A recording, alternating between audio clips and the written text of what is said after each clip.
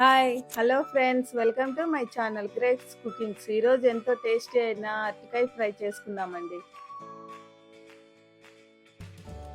ముందుగా 3 అరటికాయలు తీసుకొని తీసుకొని వాటర్లో వేసుకున్నానండి.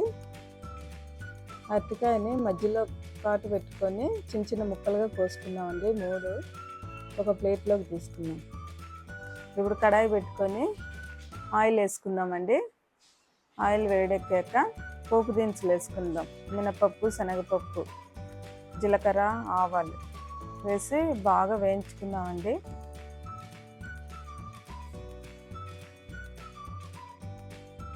ఇలా పోపు వేగుతుండగా 4 ఎండుమిర్చి, కొద్దిగా కరివేపాకు వేసుకొని వేయించుకుందాం.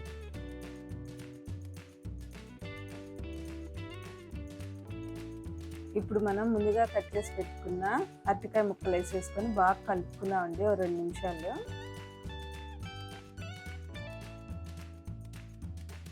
ఇలా వేగుతున్న అరటికాయల్లోకి కొద్దిగా పసుపు వేసుకుందామండి. బాగా కలుపుకుందాం.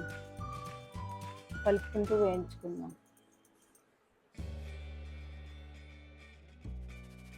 ఇప్పుడు రుచికి తగినంత ఉప్పు వేసుకుందామండి.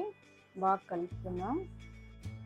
అరటికాయ కలుపుకుంటూ వేయించుకోవాలండి, ఇలాంటి అడుగు అంటుతుంది.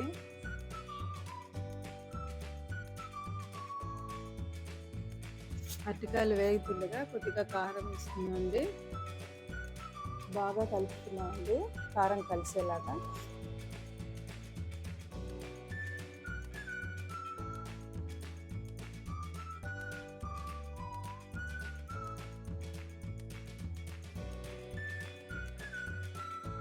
అరటికాయ బాగా వేగిపోయిందండి.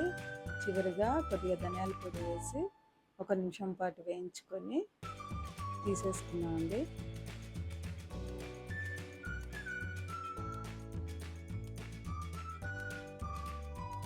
అంతేనండి, ఎంతో టేస్టీ అయిన అరటికాయ ఫ్రై రెడీ అండి. మీరు కూడా ట్రై చేయండి.